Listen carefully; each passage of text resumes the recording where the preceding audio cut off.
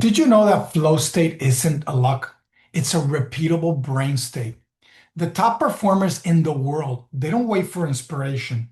They're going to train their nervous system to enter the flow on demand. And in the process, what you're doing is you're going to harness stress chemistry on command. And today I'm going to show you how you can trigger that intentionally. So if you like the video, wait, give it a little time, see if you like it, give it a thumbs up, share it with somebody you think will benefit, and please follow us as it helps us to reach more people. So let me quickly just share something here. Well, all right. So in the book of The Art of Stress-Free Living, I have a chapter where I talk about this in more detail. In addition, in Zen Brain Academy, I teach a class that's called How to Turn Stress into Flow. And the idea is that we often think of stress as being our enemy, but in reality, the chemistry of stress is what we need to harness to be present. Remember, in the morning, if let me just stop the show real quick. In the morning, if you wake up and you cannot turn on the sympathetic side, nervous system, the stress side, that's the accelerator. You won't be able to get anything done. The problem that we have is that we turn on the accelerator too much. We overdo it. We get juiced out. We go until eventually we fall off a cliff. So there's a fine line between really using stress to your advantage, but then how do I avoid that burnout? So it's very difficult.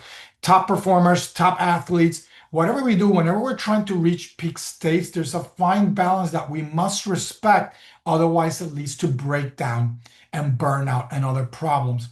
But today, let's talk a little bit about how we can go about kind of making flow state a repeatable state.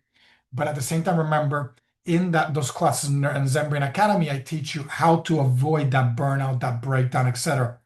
Because remember, whether I'm in the flow state or the stress state, they both require, they're very energy intensive. They require a lot of energetic demand, and it can lead to breakdown if I ignore the cues and I keep going and going and going.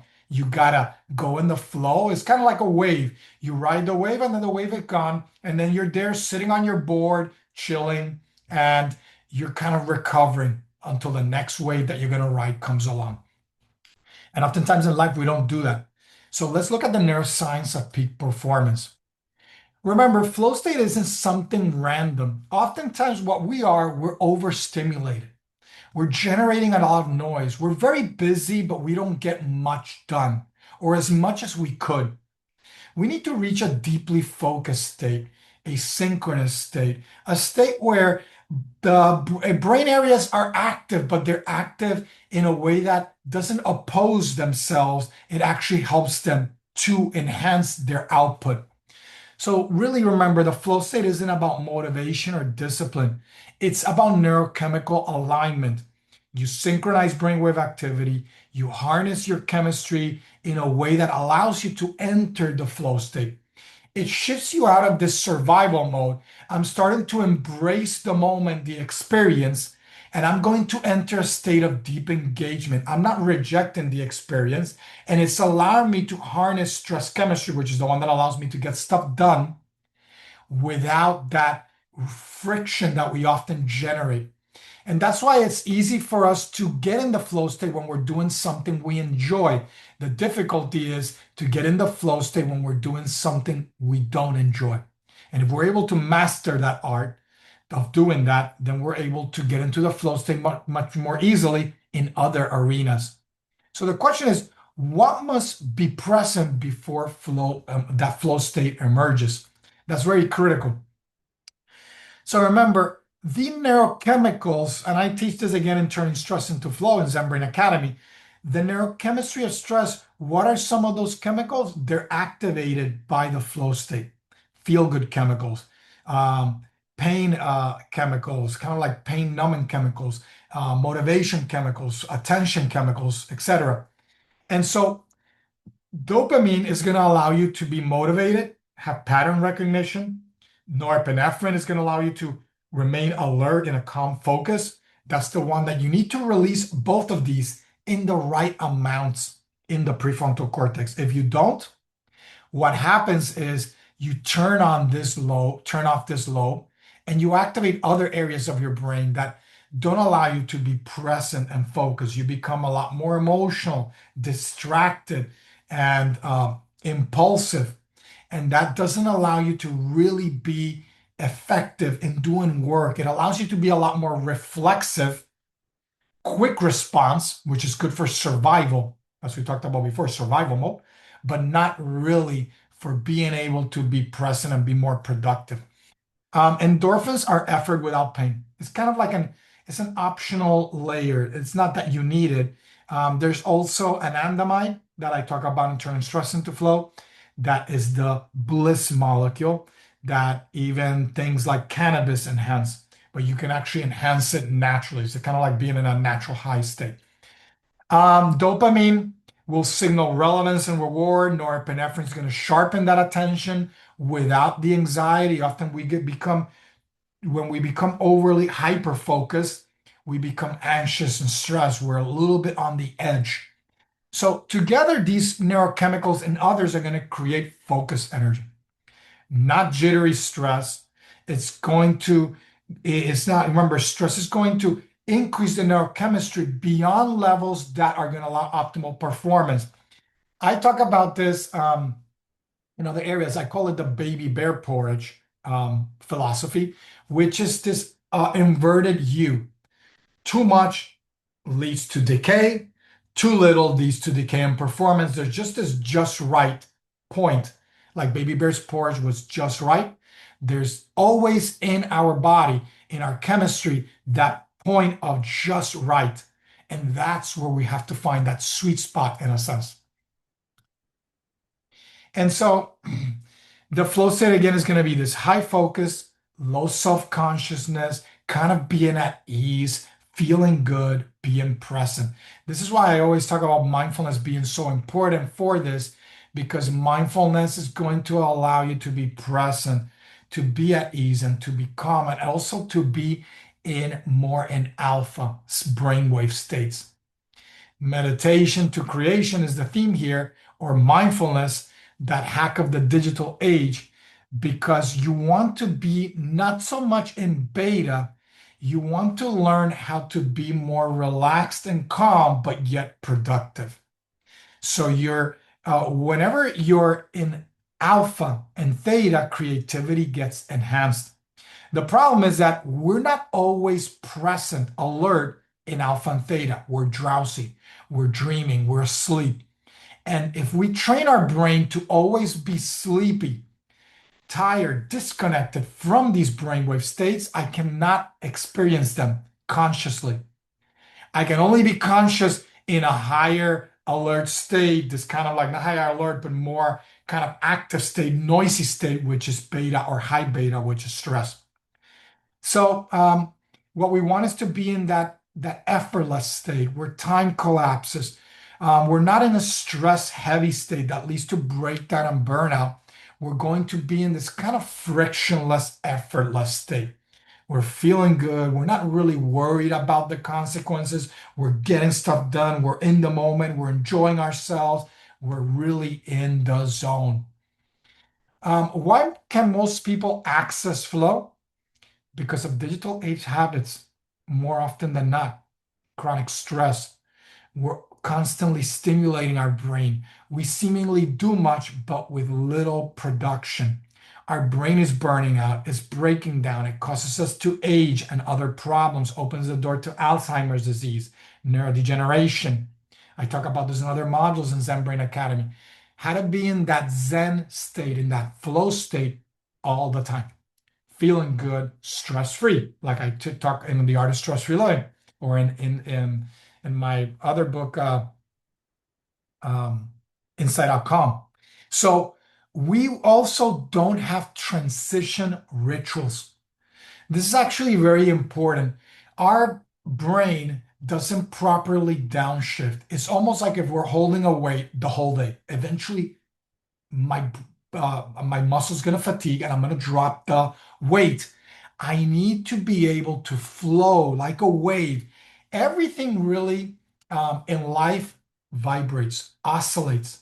And there are peaks of high productivity and low productivity, these ultradian cycles, they're called. And so I need to ride the wave and then naturally go into a dip where I recover, I reset, I recharge, I move my body, I stretch, et cetera, et cetera, et cetera. I'm doing things that are of benefit to me, not to continue to overstimulate me, to lead to breakdown, et cetera, to burnout. And so if I learn how to navigate these waves, to ride them, instead of jumping directly from one thing to the next, remember, flow requires a neural threshold for crossing. It's not brute force. I need to be in the right state. And what I need are pre-flow rituals. So here is a little suggestion just to give you a little value if you made it to this point in the video, a four-step pre-flow ritual. Intention, breath, movement, and immersion. So remember, have an intention. Whenever you're going to start something, take the moment to have intention, to really know what you need to do. What do you need to execute in that moment? Go into these kind of periods of deep focused work. Then once you do, then take a break. If you need to do pre-breathing because you just came out of something and you want to do breathing, do the breathing. Maybe move. Movement not only increases blood flow to the body, but also to the brain. And then you go into that deep immersion. So before you begin a task, you follow these four steps so that you signal safety. You know what you're going to do. You're committed and you're allowing the nervous system to know everything is safe. I'm ready to go. I'm prepared. I want to do this and I go in. So let's break this down real quick. Um, I think so. Step number one, you're going to have intention, cognitive precision, one clear outcome. A lot of times we're scattered, our mind is being pulled in different directions. That's why it's good to get the focus settings on your phone, turn them off. When you're going to do something, do it because your brain hates ambiguity. Flow requires a single clear objective. In this way, what you're going to do is you're going to reduce cognitive load. You're going to suppress distractions so that your brain can enter into whatever is going to be done easily. Ask yourself, what does done look like in the next 30 to 90 minutes, however it's going to take. I say 30 to 90 because if you watch some of my previous videos, we talk about this, about not going longer than 90 minutes, going through 30-minute bouts with little breaks in between. All right. So what does that look like so that you know your brain knows how to go from point A to point B to point C, etc. Step two, breath. So if you're feeling again a little scattered, you need to tap into the parasympathetic downshift before you start to focus, before you start to go into the sympathetic. So remember, you need the sympathetic to get it done. But if I'm already in overdrive, I don't want to jump into the sympathetic because it's going to throw me off even more. Simple nasal breathing. In Zen Brain Academy, we have a variety of different practices. An example here is just a 4-6 breathing. Inhale slowly for 4, exhale for 6, and you repeat this for a minute or two. This is going to tell your brain it's safe to engage deeply. Remember, if you were out in the wild, you don't feel safe. Something may come out from behind you, from a bush behind you. It's really hard to focus to get anything done. We need to create structures, an ambiance, a system that allows us to feel safe to deeply engage. Then step 3, move to unlock focus. So the light movement is going to increase dopamine, blood flow. It's going to clear stress hormones. This is not a workout. What I want you to do is just maybe a yoga asana. Maybe get up, take your dog for a walk outside, or get outside, or do some spinal twists, whatever you want to do. Some a few what do you call those? Like going up and down. I'm blanking right now on what you call those. I just did it the other day where you're just move your body, walk, spinal mobility, shake out the tension, etc. That's called the dopamine priming state. Then you protect the state. You do one task. You want one container in a sense, one space. Flow collapses with multitasking. Don't have that temptation to have notifications. Remove anything that's going to allow your cognition to exit. Set a fixed container, in a sense, time container of 30 to 90 minutes. Flow will emerge once your brain is fully committed. So remember, flow is not it's a skill. It's not a personality trait. You want to repeat. Repetition is going to allow you to wire that flow axis more easily. You repeat, you repeat, you repeat. You create the brain structure that allows you to be able to get into that state much more easily. It's reserved for a certain way of structuring your day, not really a creative type. You don't have to be a certain type of person. You're a person that's developed a structure to strengthen the neural pathways for success, for flow, for a predictable, safe state that your brain thrives in. And the more that you do it, the easier it is to get into it. So remember, flow is a system. If you join Zen Brain Academy for free, like below, you'll be able to learn how to condition your nervous system to the flow state.